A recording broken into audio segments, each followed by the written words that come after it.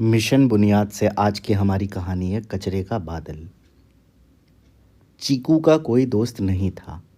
चीकू के साथ कोई खेलना नहीं चाहता था क्योंकि उसके सिर पर हमेशा एक बादल मंडराता रहता, कचरे से भरा एक बादल।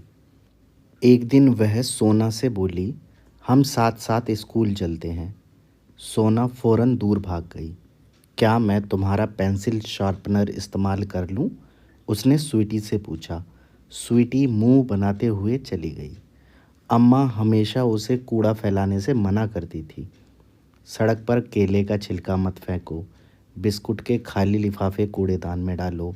लेकिन चीकू ने उनकी बात नहीं मानी। एक दिन अम्मा गुस्से से बोली, देखना अब यह कूड़ा हमेशा तुम्हारे साथ ही रहेगा। अगले दिन जब चीकू सोकर उठी तो चारों तरफ मक्खियाँ भिनभिना रही थी, साथ ही सिर पर कचरे का बादल मंडरा रहा था। अम्मा की बात सच साबित हुई। इसके बाद चीकू ने बाला को देखा सड़क पर केले का छिलका फेंकते हुए। चीकू चिल्लाई, अरे बुद्धू, छिलके को सड़क पर मत फेंको, कोई फिसल जाएगा। बाला ने छिलके को कूड़ेदान में फेंक दिया। अगले दिन कचरे का वह बादल थोड़ा सा छोटा हो गया। चीकू ने सोचा, अरे ऐसा कैसे हुआ? फिर चीकू ने देखा कि रमा आंटी प्लास्टिक की थैलियों को फेंक रही थी। चीकू ने कहा, आंटी थैलियों को उठाकर दोबारा इस्तेमाल कीजिए। रमा आंटी थैली उठाकर वहाँ से चली गई। अगले दिन जब चीकू सोकर उठी तो बादल और भी छोटा हो गया था। चीकू मुस्कुराई, वह समझ गई थी कि क्या उसे करना है। फिर जब भी कोई बिस्कुट का पैकेट, लिफाफा या पेंसिल की छीलन फेंकता, चीकू उसे रोक देती। बेकार चीज़ें उठाकर कूड़ेदान में डाल देती। अब गांव और ज़्यादा साफ रहने लगा। चीकू का बादल और छोटा होने लगा। फिर एक दिन वह गायब हो गया और चीकू शायद दुनिया की सबसे खुश लड़की हो गई। उसके बाद चीकू ने कूड़ा नहीं फैलाया।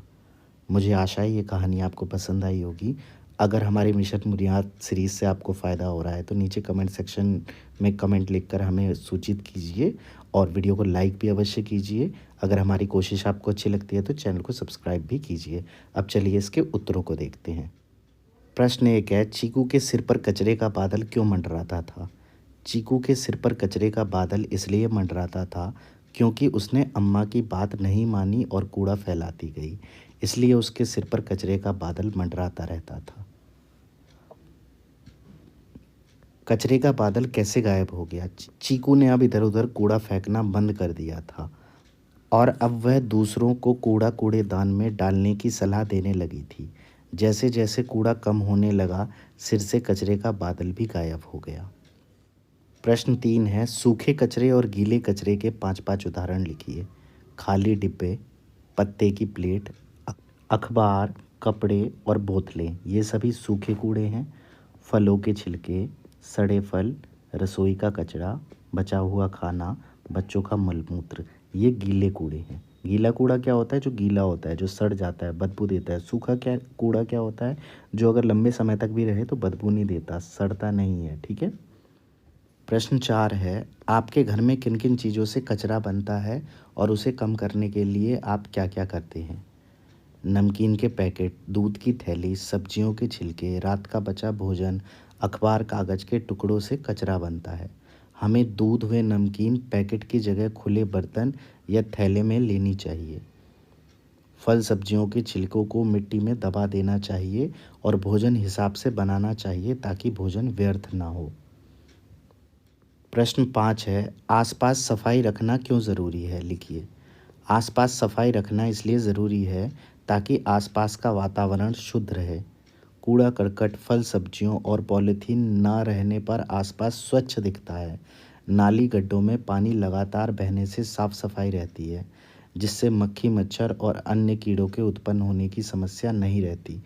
आसपास साफ सफाई रखने से लोग कम बीमार पड़ते हैं।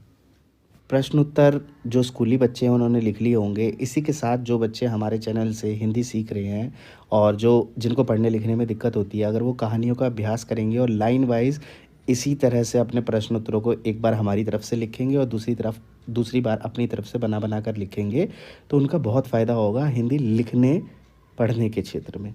आप अपने उत्तर भी नीचे कमेंट सेक्शन में लिख सकते हैं, जिससे और बच्चों को और आइडियाज़ मिले और हेल्प मिले, और जो नए लोग हमारे चैनल से जुड़े हैं उन्हें कुछ ज़्यादा वैल्यू मिल सके इस वीडियो से।